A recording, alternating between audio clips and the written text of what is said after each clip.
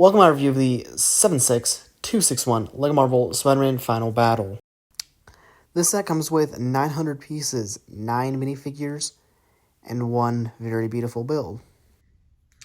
The first minifigure we have up here is the Holland Spider-Man. This is in his No Way Home upgraded suit with the golden chest emblem. For accessories, he comes with a spider web, which is a different one than what we've seen before for at least this version of Spider-Man, as well as the Machina de Cadavus, I think that's how it's pronounced, which is the box thing from the movie. And it is just a sand green Minecraft head with what I like to call a crap ton of stickers on it. Yes, these are all stickers. They're all the same thing, if you're curious. It's just very annoying to try and put on. As well as the Holland Spider-Man comes with his appropriate mask off head. I'll show you that right now, actually. I was going to say in a second, but right now. So you can see him there now with the mask off appearance. I just put the mask in his head. Not his head. In his hand. God, that's embarrassing. But yeah, all around a great figure to have in the set. I mean, obviously you can't really have the set without him. The next minifigure we have up here is the Tobey Maguire Spider-Man, or as this set calls him, the Friendly Neighborhood Spider-Man. He comes in his classic iconic suit, which is a new minifigure exclusive to this set at this moment in time. For accessories, he comes with a web shooter, or like one of the... They don't really shoot well, but the web things, I can't remember what they're called. I wish I knew the name of them, but they're nonetheless. And then he has a web for you to use for him to swing off of stuff. All around a great figure. I almost wrapped up. Also, I forgot to show the mask off style. So you can see him there now with his mask off using the 2018 Han Solo head, and which I don't like really. It just doesn't fit him well, as well as an inaccurate hairpiece. There's other actual existing Lego hairpieces they could have used that would have worked better, but nothing you can really do about it now.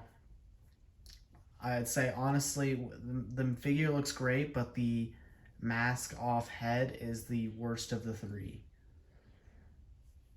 But all around, a great figure to have. And finally, last up we have here is the Andrew Garfield Spider-Man, or more commonly known as the Amazing Spider-Man, according to the set. I'd say this is probably, well, I think this one and the Tobey Maguire one are my favorites of the set, because the Tom one is just a reuse, but still, it is a great new figure. It is a bit different from the San Diego Comic-Con one that we got, which is nice. It doesn't devalue that figure, but also makes it a bit of a cheaper way to get the Amazing Spider-Man 2 suit. He comes with these web pieces in his hands for the accessories, as well as probably my favorite of the three heads, and probably the most accurate as well, which I will show you now.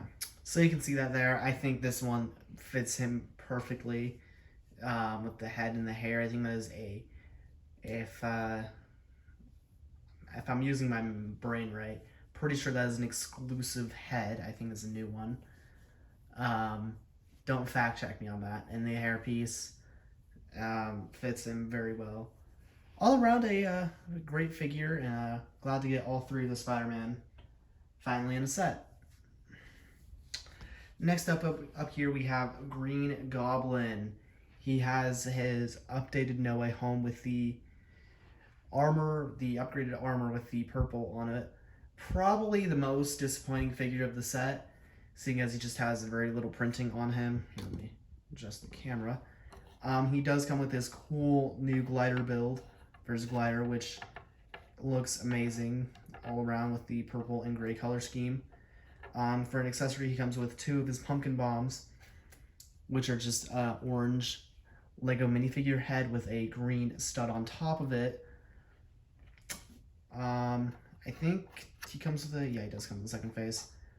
On the back, the goggles, which looks very great. But yeah, like I said, just a very disappointing figure because of the lack of printing that is on him.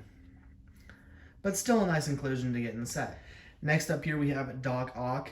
I think this figure looks really great. I love the design that they used for the arms. Because if I'm being honest, compared to the last Doc Ock I got, last Doc Ock I had in a set, the arms weren't the best of a build. These hinges really would just work the best for the arms. They have little clips at the end to represent the hands on the arms, so should be pretty obvious. He does come with his trench coat, and they are attached to the back using the Outrider back attachment that they introduced in 2018. And then I'm pretty sure he has a second, yep, he does. He has a second alternative, more happy face. Yeah. Not much to the figure, but if I can turn the hair around. There we go. Not much to the figure, but still pretty great to have in the set. Next up here we have Electro, probably one of the best minifigures in the set next to the two Spider-Men. This guy has this insane lightning attachment. I'm gonna have to zoom out so you can fit it in frame. For an accessory, he has these two lightning bolts on his arm, not his arms, on his hands, shooting out of his hands. He does come with his updated No Way Home outfit. On the face, he has I think he has two different head styles. Actually, no, he does not. He only has the one. But it has the Electro, kind of like the comic book style mask on it, like in the movie. The back attachment is actually very big. It's these 4 lightning pieces. 2 of them I actually used to hold them up because it does provide a lot of back weight, making it very back heavy of a figure. 2 of them are pointing up as well as the 2 I'm using to hold him up. Very interesting design choice. You've probably seen this before, but on the minifigure, to hold up the, not to hold up, but on there is the Infinity Stone, the yellow one, the Mind Stone. They use it there.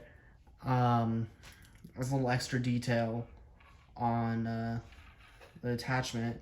See, it's on all 4, as well as this cool new 1x2 rounded plate. I think that's a pretty cool piece. All around, I feel like it is a great figure to have in this set, if I can zoom out all the way. And very nice to have in my collection. Almost done. Next up here we have Doctor Strange. This is in his Multiverse of Madness outfit, which is a little inaccurate, if I'm being honest. They did make a No Way Home Doctor Strange, which I will compare to this one right now. So you can see there the difference in the torsos is really what I'm looking at. And obviously they did redo the cape, the rubber cape mold or a piece that they introduced in that original No Way Home set, which I still think is a very great piece. But nothing really exclusive about this figure. He's the same one that we got in the Multiverse of Madness set, so still a great inclusion to the set. I'm getting tired of saying that.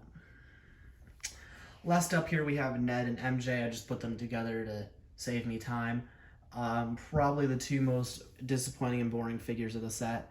Ned has the wrong color of jacket. It's supposed to be a dark blue, not red.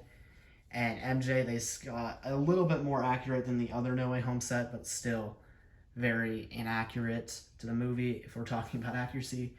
But all around, their inclusion, when it comes to accuracy of the movie, they were there in the scene, so their inclusion in the set is nice, but again, those inaccuracies are hard to look past.